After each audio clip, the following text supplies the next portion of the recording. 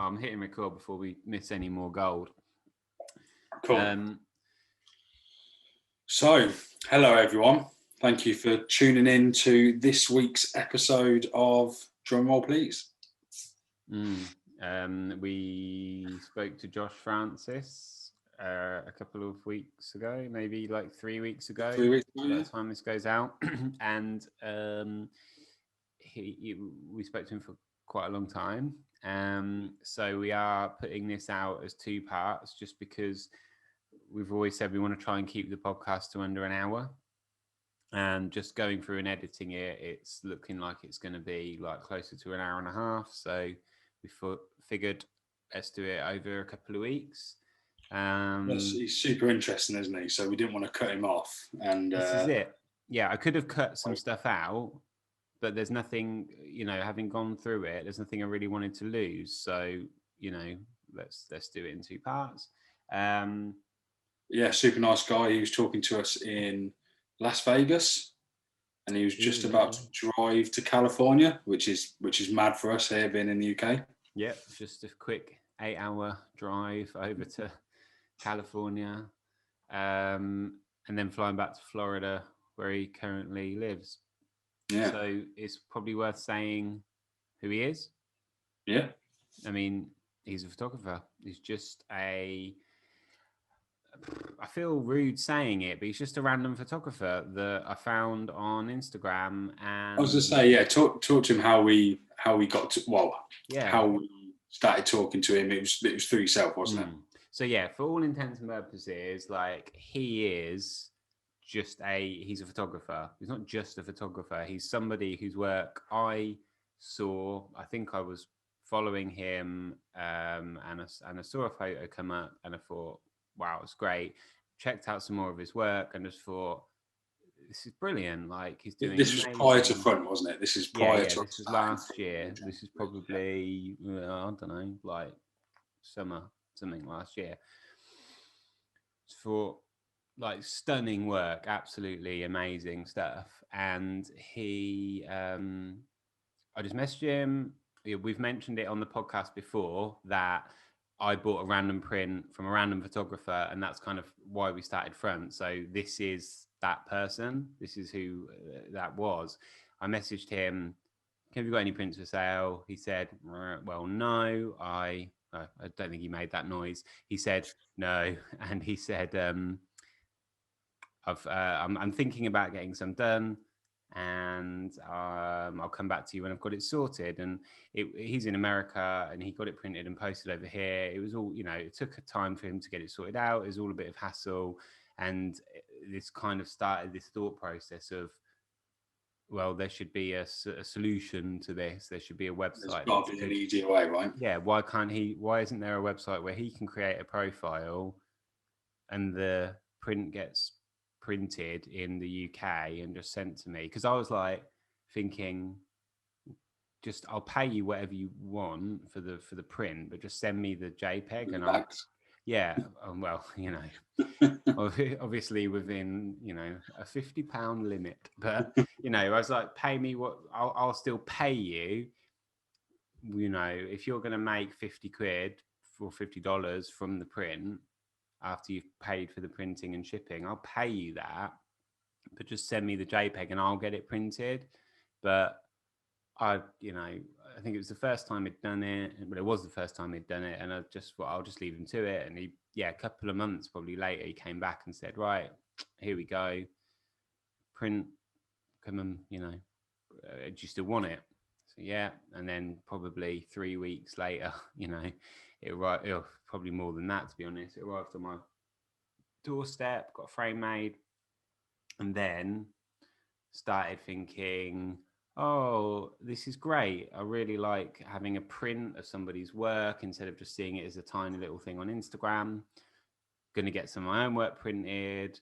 Where can I sell it? Well, would anybody buy it? Do I want to risk getting a load of stuff printed? All that stuff that led us into going, we should create something that, that we were talking about it. Like, obviously, you spoke to me about your thought process, and then we kind of came together, and alas, Front was born, wasn't it? Yeah, It's yeah, developed exactly. quickly over that time, hasn't it? Yeah, well, and it is still being born. It's still, Yeah. what's the word? In utero, being, it is still. Well, yeah, to be fair, that might be a good way to get into a little bit about front and what's going on at the moment. So by the time you're watching this, you might have seen, if not, go and have a look, the photo that we posted I'll put it of, up here. yeah, a And print then, screen, well, not even a print screen, a photo of a laptop where we're working on the website, but you've got a sneak peek to one of the pages. I mean, it's not super exciting to look at, but it's proof that we are working on something, I guess. I think it's pretty exciting. Like, I was excited by it, like sharing it, and I think it looks cool. Somebody Yeah. commented saying it's really nice and clean looking. Like, yes, it fucking Yes, is. that is exactly what we want. Really nice, and it's probably going to be like dark and light mode as well. So you can, is the image that we shared is the light mode, but you'll be able to switch between the two. But we're going to send an update email at some point this week. Yeah, because obviously we keep going on about you guys, getting you guys to register to our mailing list, blah, blah, blah. And if you have, that's awesome. We really, really appreciate it. But you've probably noticed that you haven't got any emails yet. Well, actually, no, I think we sent out one, didn't we? You get one email. You get an email when you subscribe. I should probably check what that says. That probably says something like, Front will be launching on the 1st of April. Because I wrote it and then forgot. Well, haven't checked it since. But obviously, you know, we've been delayed now. You're probably a bit hopeful in terms of when we wanted to launch, but we want to make sure it is on to what we want and what we're envisioning. Yeah, but we never really shouted about a date or a specific date, or even, you know, we were hopeful a couple of months ago. We were hopeful for May, but that was perhaps the end of May. But we're still, you know, it's just, there's so much that we can do with it, and there's so much that we want to do with it, and we want to make it awesome. We don't want people to start using it and be like, well, it's well clunky and it crashes and it just bits don't work properly and the stats don't pull through and all that kind of stuff. So we want to make sure it works like beautifully, and there's so many cool ideas that we've got for it that we just want to get them all, well, as many as possible in there without delaying the launch. There'll be more stuff that we'll add after we've launched, but there's some real fundamental cool things that we want to be part of it when we launch. Basically, it is worth the wait. So yeah, well, I'm going to say that it's a bold statement, but it'll be worth the wait because we don't want it. You know, we could push it out, we could rush the website and push it out there, but then you'll go on it and won't be that blown away. And we want to make it all it can be, especially with the ideas that we keep having, which we're working on, developing on. But if you have subscribed to the mailing list, that is awesome. We really, really appreciate it. But we're never going to be those people that send you out an email every couple of days harassing you with some kind of weird promotion or anything. There isn't going to be any of that. It's just going to be really simple. We just want you to register so we have a gauge on how many people are going to be signing up to the website when we launch, and then we can judge kind of what the audience will be on there to make sure it runs smoothly. Yeah, so there's a link in the description, so go and sign up for it if you haven't already. Probably you have if you're watching this, but you never know. And plus, if you do register, I'm pretty sure we can say, can't we, that when we do launch, you will be one of the first people to know, and there will be some kind of, we're not too sure on the exact details, but there'll be a launch offer, put it that way. There'll be a price for the pro account, which will be discounted at launch, but if you're on the mailing list, you'll get an exclusive extra discount, basically. Yeah. But obviously, no pressure at all. It is a free to use website. A lot of pressure. Oh, no pressure to. No pressure. No pressure to go straight into the pro account. Obviously, there's a free version which is going to be awesome, and then there's going to be an upgraded pro account version, like there is a lot of things nowadays. There's a lot we're working on now. Yeah, but it'll be like if you do take that kind of plunge into the pro thing when we launch, it'll be super like good value launch price and everything. So, I don't know what am I saying. Some That's it. pressure. That's all we need to say at the moment, isn't it? Stay tuned for the email, and if you haven't, tell all your friends, family, pets to register. Mm. Yeah, and by the end of the week, that includes this coming weekend because I don't know what day I'm going to send it on, but it will be before Sunday, let's say, before the I end don't of know if anyone noticed as Sunday. well. Whoever's listening to this, who is also in the Analog Wonderland family, who gets one of their Wonder Boxes. Oh yeah. Yeah, I don't know. Have you got an example there, Luke? I'll put it up. Flash on the screen. So yeah, Analog Wonderland, that's where we buy our, most of the time we buy our film from there. They have like what they call a Wonder Box, where you can subscribe, pay a monthly amount, and they will send you film every couple of months. It's all a bit random. You're not too sure what you're getting, which is great because you get to try new film stock out. But yeah, in their box, we put in there some flyers, some front flyers, which I personally haven't got one yet, but you've got I've got one because I'm a subscriber. Yeah. What was I going to say? Did you see the film that they talked about today in the video? No, I haven't watched it yet. I actually watched the Colour Plus video earlier, the Colour Plus review, but I haven't watched the new one yet. So ISO 0.8. Yeah, it's mad. Less than 1. And it's a positive film. So the colours aren't inverted. Yeah. When you develop it. It's really good. Did that come in the Wonder Box? Yeah. That's what they do. Oh, nice. That's why they... Yeah, all the videos they do are videos of the Wonder Box.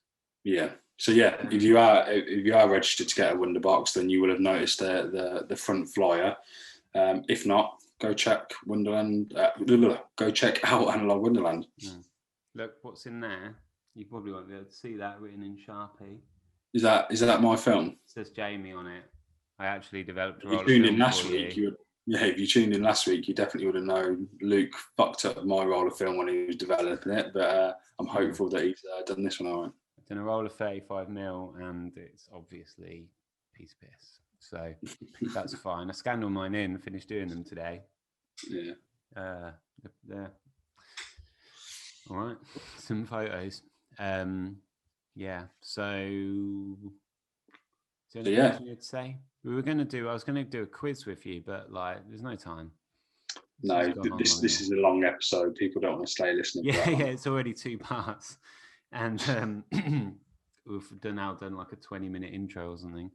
Yeah. Enjoy Josh Francis.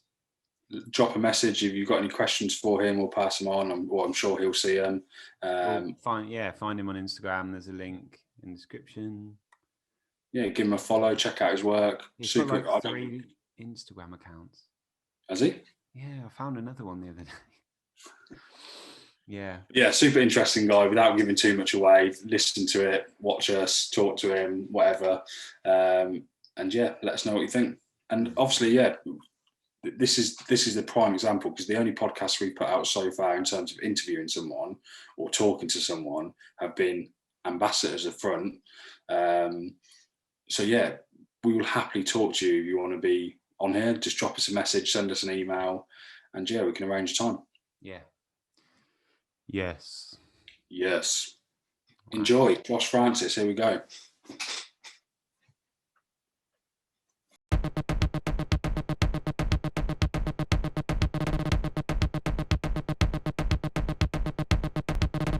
I would start with saying that you're one of the people I've been most excited to speak to out of everybody that we've been getting on, because,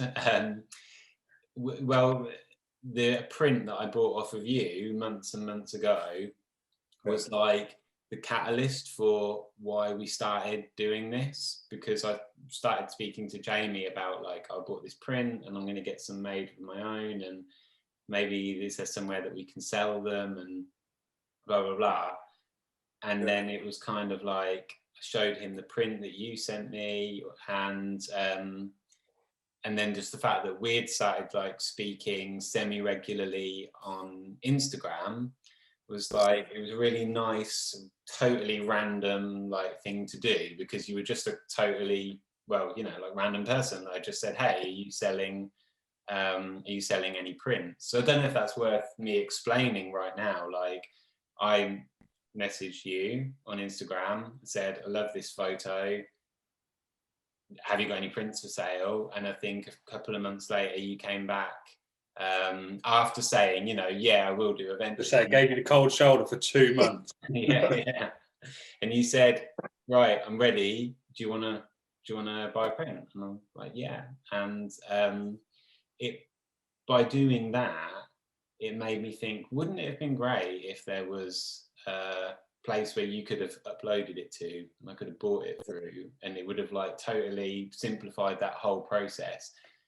But we're not here to like promote what we're doing, but that's how we kind of got started speaking, which I thought was quite a, you know, interesting thing to mention. And since then, like, we've spoken quite a lot. Like, you're certainly the person I've probably speak to the most on Instagram, I reckon, which is, but we've never spoken, but we've never spoken in real life, so it's really weird, but really nice.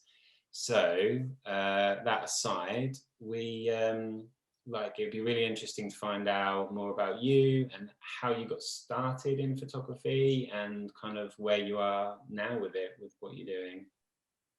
I think, yeah, definitely. So I kind of got a weird start in photography. I was actually an industrial designer. I was in school for industrial design, and they want us to buy cameras to start like documenting our projects. And I bought a camera, or I had a camera bought for me because I was a poor student.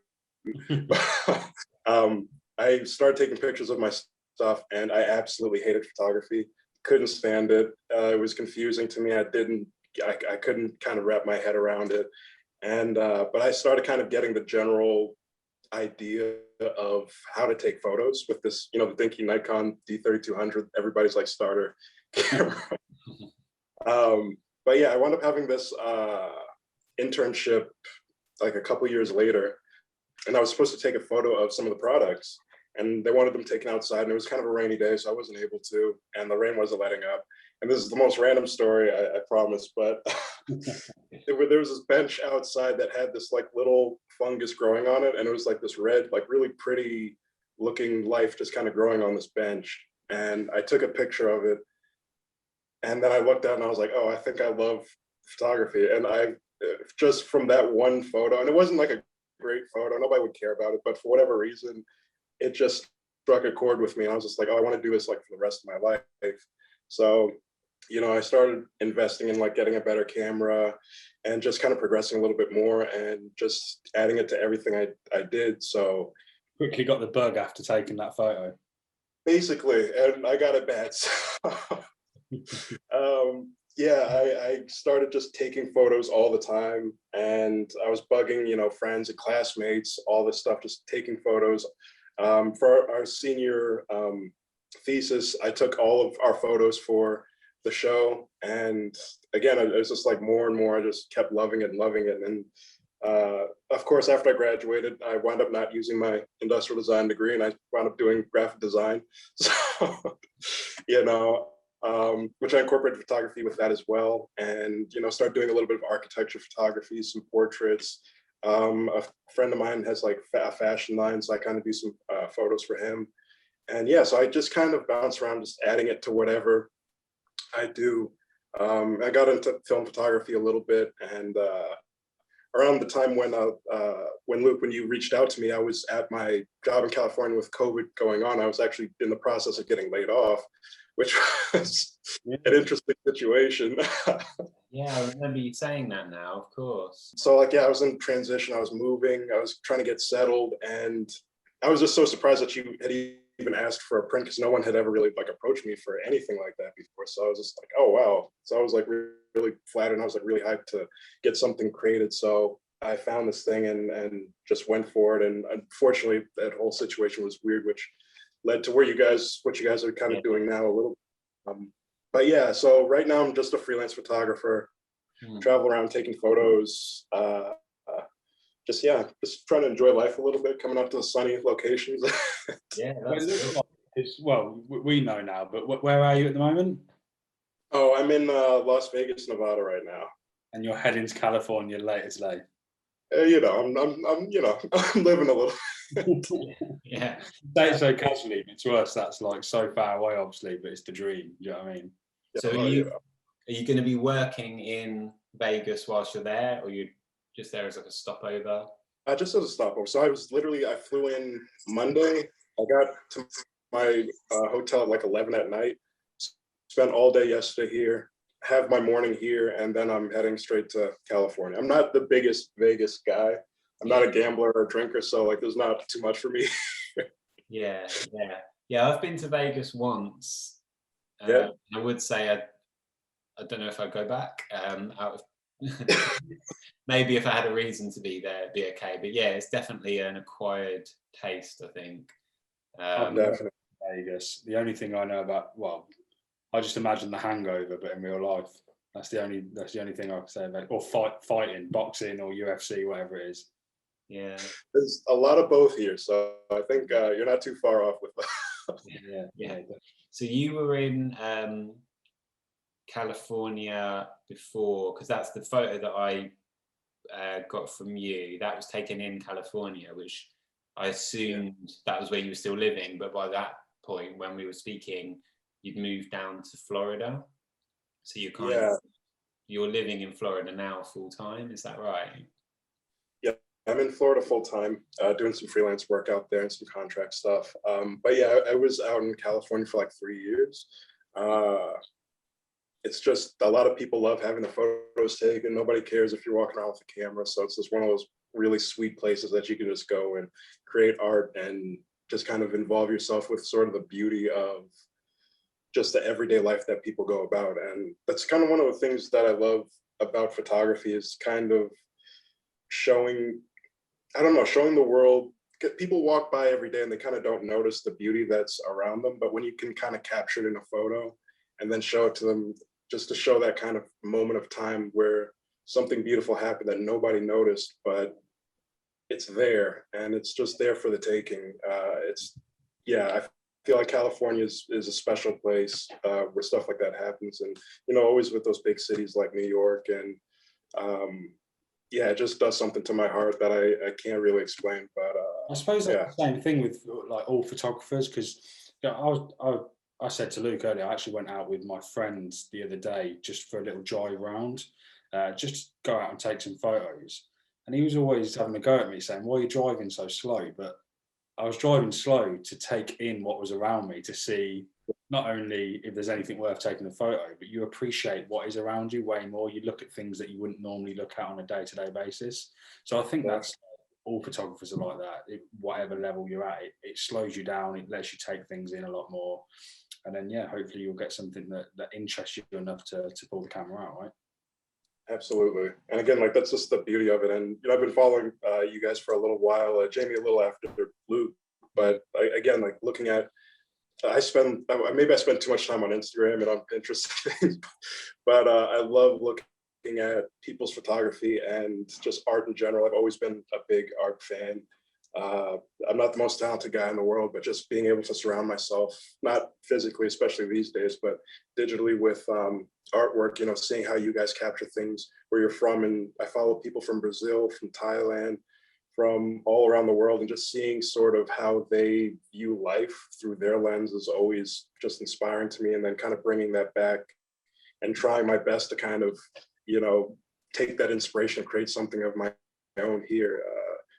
So all that to say, like, it's really inspiring seeing everybody's work and seeing what you guys do, you know, in the UK and the things that you guys are able to create. And just, I've never been there, but seeing life through your eyes it blows my mind up like every time. So, yeah. It's funny you say that, because we were having this conversation the other day, weren't we, Luke, where where we might walk around our hometown or what, country even, and everything to us looks the same. So like when we take a photo, it's like, it's nothing spectacular in our eyes. Fair enough, you get the odd moment and stuff, but then when we look at your work or other people's work, you can go, wow, I want to go there because that looks so different to our normal. But you might be the same. You might get used to taking photos of your normal, but to us, it blows our mind. So it's just weird, isn't it? It's finding that balance. Yeah, I agree. I think that there's a link I'll put to someone, I can't remember their name, but they're a French photographer, and he just takes pictures of these like houses that have been built, but it's on this whole complex where they've not been finished. So they're these kind of beautiful but unfinished structures, and it's just this weird kind of thing. But like essentially they're just pictures of houses, but they look kind of different to what I see every day. But I do feel like that, like you say, that's what we were talking about. If I took a picture of like the front of my house, you might see it and be like, whoa, that's really cool. And I might think the same thing, but to me, it's really boring. Like, it's not interesting at all, but it looks different, I'm guessing, to what you see every day, and kind of vice versa. It still looks different to what I see every day. So when I see your photos, I'm like, that's cool, even though I know where it is, but I've never thought about looking at it. You know what I mean? It's weird, isn't it? You mentioned about industrial design. Like, what is industrial design? Because it sounds fairly self-explanatory, but like, can you explain what it is? See, that's like the weird thing, is that as self-explanatory as it sounds, it's actually really weird and confusing. So it's technically like the design of like products and ergonomics and systems to kind of make life a little bit easier. So, but it kind of encompasses everything. So industrial design can be your shoes. Industrial design can be how you kind of interact on a website, the UX, UI design. It can be a camera, a tablet. It's a little bit of everything. So like it's products that you use. But it's funny, when I was in school, I always saw it as product design. But when I would talk to my professors, they were like, yeah, but it's not product design though. I'm just like, well, then I don't know what. Yeah. I don't know. So it's kind of, it just could be a catch-all term for everything. A little bit. So like when I was doing it, I was into soft goods. So I was like making bags, and I at one point wanted to create, and develop sneakers and shoes. So I did like a lot of leather work. So it's kind of everything and nothing all at the same time, because even with industrial design, it's also a lot of research as well, which was pretty fascinating to me. A project that we had, my senior thesis was developing a shoe, a military combat boot for service members, and a lot of it is just kind of going out and seeing how they interact with the footwear, how they wear, what are their routines, what are the stress points of the shoes and things of that nature. So that can kind of be industrial design all in itself, just kind of doing that research. But then you could also add in the aspect of, okay, how do I take this research and develop something that solves all of these issues that I found with it and give it to them or market it toward them. So it's this weird, I really don't know how to explain it. I don't think my professors knew how to explain it. It's just this catch-all thing that is out there. Yeah. I suppose that gives you a lot of, it gives you a lot of freedom to put your own stamp on it, so to speak, though, because if you're doing your own research, that means you can put your own ideas into it of how it'll work, why it'll work, and then you also get to pitch it yourself, right? So yeah, it makes it a lot easier in that aspect, but at the same time, it's very complicated. It's it's just a weird thing, but I absolutely agree. Like you get to have your hands in it and your personality in it from start to finish. And I'm not going to sit here and pretend I was a very talented industrial designer. A lot of my classmates are way more talented than I am, and it shows with what they do now. But yeah, it's this thing where you can really be involved and just kind of help it grow and kind of see your baby almost out in the world, and people are using this item, this camera, this phone, this shoe, or whatever it may be. And it's just like, yeah, like I made that. I because my stamp is on that, so to speak. So it's an interesting job and field. What's been the coolest thing you've designed or made or crafted that you like? Well, for me, I love like small, simple things. So I love like leather bags, like leather cases, wallets, and things like that. So I made this leather journal cover, and I made a pocket for like my iPad, my phone, a couple notebooks, and it was just this really cool, rugged-looking piece. Everything was handmade, hand cut, and then I laser etched a little logo into it, a very poor logo, but a little logo I had at the time, and I still have it. It's just this really cool little rustic-looking piece that almost looks like it's 60 years old, but I made it like 4 or 5 years ago. So to me, that's probably my favorite thing that I've ever made. I took a bunch of fancy photos of it because I'm a nerd, but yeah. So what just going back to, so you're saying that you were involved with like these army style boots or whatever the project might be. If you're out in the fields, so to speak, in whatever it is, yeah. Is that like a period of like a couple of months or a couple of weeks or a couple of years? I just wondered if you could relate that to photography. So does it give you the opportunity to, whilst you're in your research phase, are you able to document those things while you do it? Oh yeah, 100%. So since I was a student, I didn't have access to like going to like real military situations, but I did have access to speaking to military personnel. But yeah, you do interviews and you can kind of set up the camera, do talking head interviews, document how they interact with it, like how they go through their day. And yeah, just kind of document the whole process. So it's almost like, it's not even almost, it's literally kind of documentary photography where you just kind of follow this person around and okay, how do they interact with it? How do they put it on? How do they lace it up? How do they take it off? Under what certain circumstances, which I wasn't able to capture the circumstance because I wasn't in the field with them, but and I kind of had to hear their stories. But yeah, some of the gruesome things that goes on, even with something as simple as boots, is and the insight that you get from it. It's just this kind of like one person, the boot rubbed the top of the skin off the top of their foot, like the boot rubbed it away. So when they took off their boot, their foot was bloody and the skin was gone off the top of it. Yeah, it's gruesome. But yeah, so just like taking pictures, and it was a weird project, so a lot of them didn't want me photographing their feet, which I understand. Yeah, there's like a specialist market for that, I think. Yeah.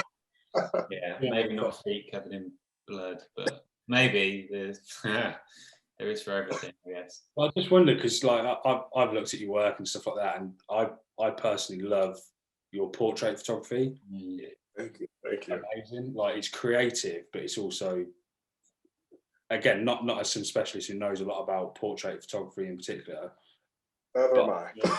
Yeah, but I'm drawn to it. But I didn't know if those had come from shoots or through work, or kind of like the process for you to get some of those shots.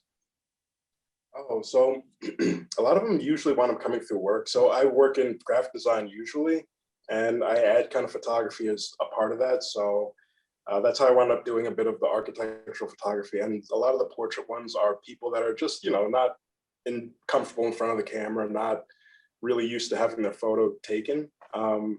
So those are always kind of interesting moments. And I feel like I get some good shots, but I always feel like I'm always getting lucky with those photos because I have them for like maybe 2 minutes where they've got like that nice boost of confidence and then it's gone and then they're, sulking and this, that, and the other. It's just like, I hope I'm not, and again, like I said, I'm not an expert with portrait photography or anything like that. I'm not an expert at photography at all, but just capturing those little moments, at work or sometimes from a photo shoot. I'm usually working with people who aren't models and are generally uncomfortable in front of the camera. So, which has been kind of interesting for me because I'm more of an introvert myself. So working in or doing some portrait photography, I generally have to be very expressive and I have to try and make them laugh and loosen them up. I don't know if you can tell by my monotone voice, it's kind of difficult for me, but it definitely doesn't come across like that, and certainly people but I appreciate that. I wondered because we spoke to people that specialize in portrait photography, or have a keen eye for it, or just really enjoy it. But everyone's kind of process how they actually get a model or who they're photographing is different. So it's interesting to kind of learn that, because I always think like, oh, I want to take some portraits, I'm just going to text a couple of friends. But then you see people's portfolios and you just wonder how they get to that next stage, especially if it's not through kind of like paid work. So it's interesting to know how you take those. So yeah, that gives us a bit more of an insight to it. Oh yeah, I'm like bottom of the barrel kind of with it. But I just, when I'm at work, if they need like portraits done, I'll take the portraits. Like I said, for my friend, his clothing brand that he's doing, he asked me to take the photos for that as well. And we had an amazing model that he found on Instagram come in that, I'm now friends with. Recently, she actually moved to Mexico, which was like really cool. But yeah, so I'm kind of like this catch-all kind of person where it's just like, if you throw something at me, I'm going to give it my best to try and capture a great photo. I don't know how well it's going to come out. I think I'm more of a documentary photographer than anything else. So I kind of have to navigate these interesting sort of feelings with portrait photography, with architectural photography, with all these different styles that I don't think necessarily come natural to me. So yeah, that's what I like about your work though, because you can see that in whether it be portrait or your other photos, whatever it might be, they're kind of random, but so it kind of you kind of get the feeling that you are just documenting where you happen to be that day, if you know what I mean. So, which I like, not just like just black and white portraits or just landscape photography or just architecture. You clearly just have the camera with you and you've got the initiative to get it out and take a photo of what you might like, and then obviously get great results from it, which I think is important. I appreciate the kind words. Like I said, like that's kind of what I do. I always have a camera with me, either a film camera or my digital, and yeah, I'm just roaming around. Like when I go to California, I plan on going back to Venice Beach, and I could walk around for like 5, 6, 7 hours just straight, just taking photos and waiting for sunset and capturing the sunset. I think random is the perfect word for my style, I guess. Yeah. Sort of in a very complimentary way, don't worry. Cool. So yeah, Josh, tell us what cameras have you got at the moment? What's your go-to? Well, the cameras I have at the moment, I use a Nikon Z6, and I went the blasphemous route, and I use a Canon FD 50mm 1.4, and a lot of Canon glass. Actually, the old film lens is on there. And for my film, I use a Mamiya C330, and I use a Yashica 124 Mat G. That's my main setup. Okay, awesome. Is the Yashica is that like a small sort of rangefinder type thing? I don't know what those are. Oh, it's actually. I thought it was like a box camera. I might be wrong. Oh no, you're right. It's got it actually right here. It's this little guy. Yeah. Oh wow. Okay, like a twin lens thing. Yeah. Do you go out on the street with that? Is that kind of you're not really blending in, I guess, when you're walking around with something like that? Like it's quite noticeable, but do you do you quite like that about it? I think it kind of harkens back to my randomness of it. I guess maybe the chaos of being out on the street and kind of trying to capture something. I used to shoot with Fujifilm before I switched to the Nikon, which I'm actually planning on switching back to Fujifilm, funny enough. But people would always notice my camera and they would like come and talk to me, and it would kind of, in a way, ruin the initial moment, but it would also open opportunity to another moment where I just asked them, well, hey, can I get, a portrait of you, a picture? And people, again, being out in certain places, people always enjoy having their photo taken. And it's kind of funny. I used to, not to go off on a side tangent, but I'm also an illustrator and I've been drawing my whole life. And I always thought it was interesting that I could draw just about anything for the most part. Not to say like I'm the most talented guy, but people would always ask me for one thing and one thing always, and it's, can you draw me? And I always thought that was an interesting kind of take, and it's kind of moved on with photography as well. It's, if I have a camera, can you take a picture of me? And people are very open to it and engaging with it, and they make faces, and yeah, it just develops into this new sort of moment that I hadn't expected, but it's almost like an icebreaker. So when I bring this out and people like look at it, it's like, oh, like what's going on? Like, can you take my picture? Can you, can I get your information? Can you send it to me later? And it becomes almost like this little relationship that we have in this pocket of time. And yeah, I mean, I absolutely love it. So I don't see it as a negative or a positive. It's just another, it's just another aspect of the chaos of the moment, I guess. I think if someone sees you with a camera like that, though, especially by the sounds of it, what California's like, if it's pretty chilled out, people like having their photos taken. If you're walking around with a camera like that, people are going to be more intrigued and then ask you, and then you have a chat for a few minutes to take a photo and you're on your way. Where in England, if you did that, you'd probably get, I don't know, bottled or something. But no, there's nice people there. Yeah. I love the idea of like walking up to people and asking them for their photo. Which is what I always wanted to do that's why I wanted to buy a camera, and I never really did it. So I don't know, I do feel like maybe it's something you should start doing, but maybe during a pandemic it's not the best. I started doing it before lockdown, but I was only using the Ricoh GR2. Yeah. So if you stop someone and ask them to take a portrait with a tiny little point and shoot, which is a powerful camera, but it doesn't really give you the sense that, you're just like, why are you taking a photo of me with that little thing, when they don't really realise what the camera is. But if you have like an old looking camera or film camera, people are more likely to respond. I think. I might be wrong. But there is a certain amount of like looking the part. And if you say to somebody, look, the GR2's got the same sensor as a Canon DSLR, and actually it's got a much sharper lens, like it's still like, it looks like a little camera you'd buy to take on holiday or something. It's kind of, I like that. Jamie, you had that book as well, didn't you? That you got printed up of portraits. Yeah, I can't remember who I saw that.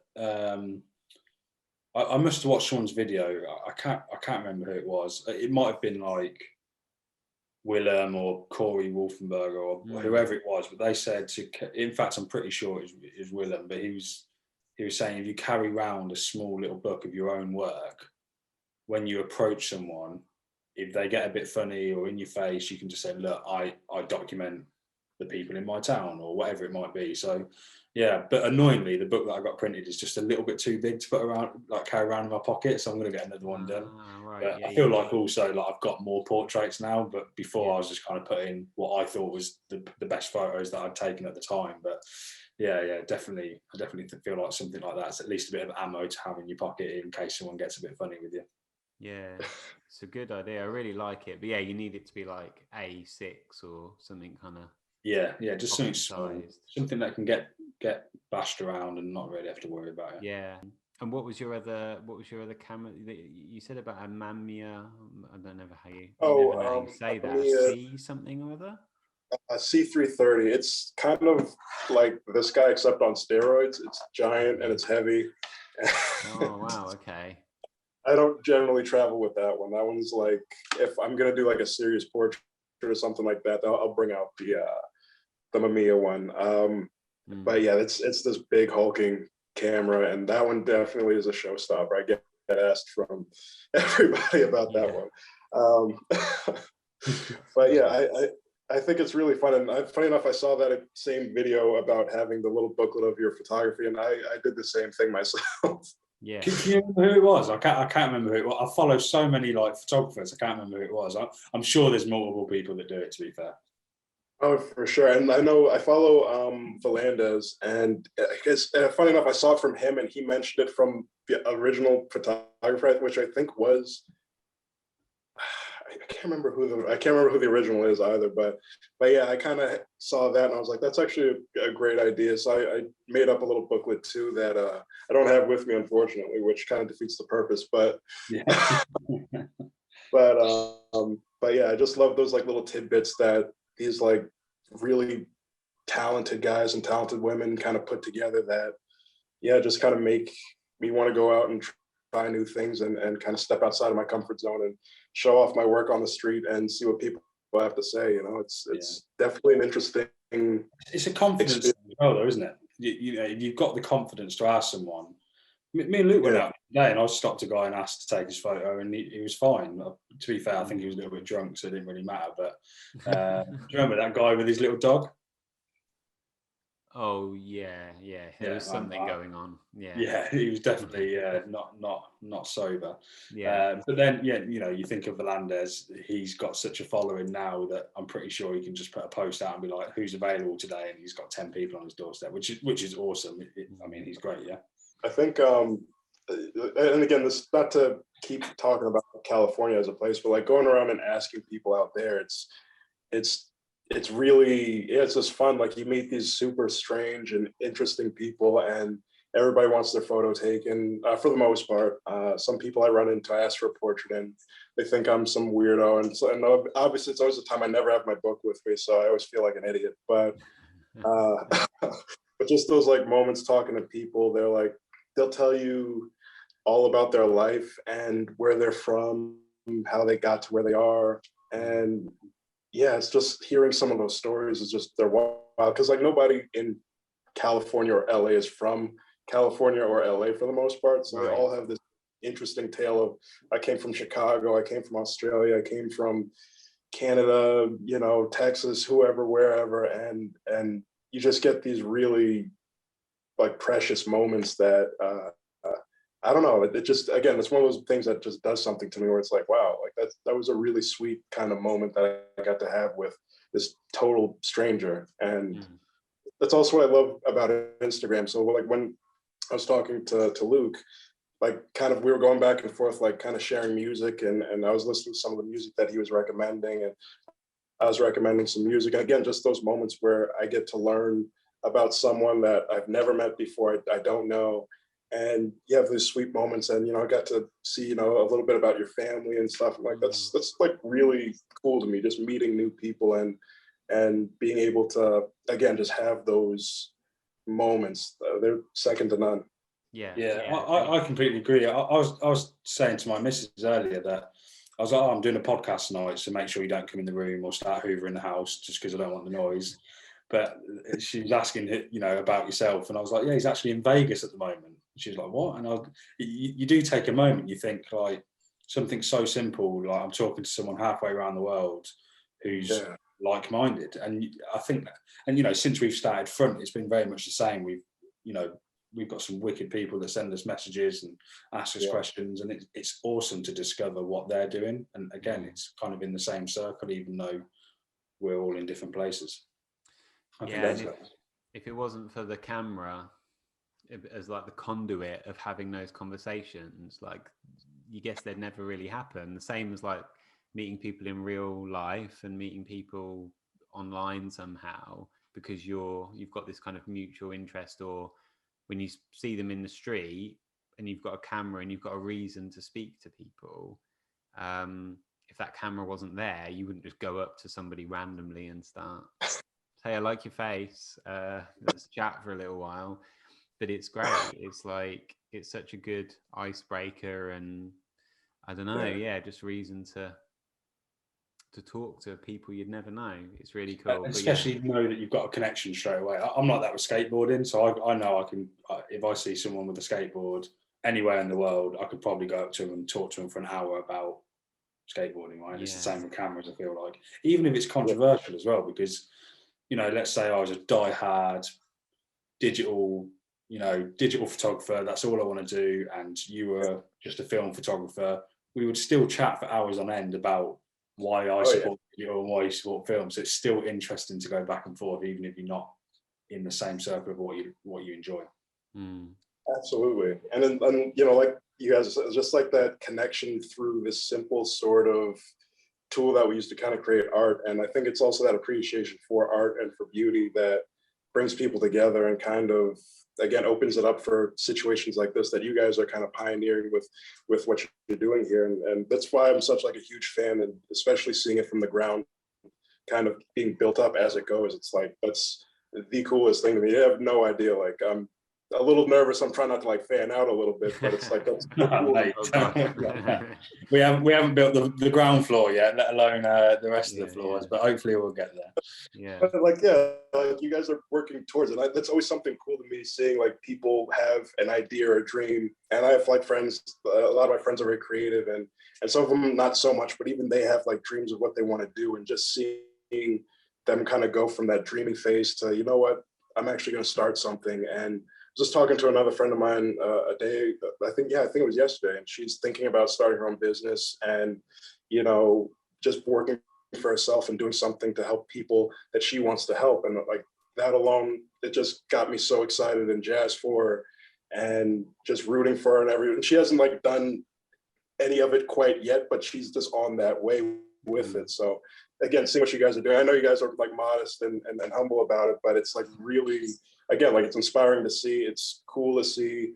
And I think it just makes the world a little bit more smaller, to where, again, you're bringing people together that I wouldn't have ever known about, which again is something that's amazing to me, and I enjoy very much. And I'm learning about new photographers, small photographers that are really talented but don't have like a following, and big photographers that have kind of been around that I've just never heard of, because I obviously don't know everybody. So yeah, I'm just, like I said, I'm super jazzed about what you guys are doing, and can't say that. We appreciate it. That's cool. It is. I think it was one of the things that we were talking about on Instagram. Like, it's almost like a great leveler for creating art. Like if you've got the eye for taking a photograph, you can, as long as you point the camera in the same place with the same settings, you can kind of take a photo as good as, you know, one of the greats, because it's just pointing a camera at something and pressing a button.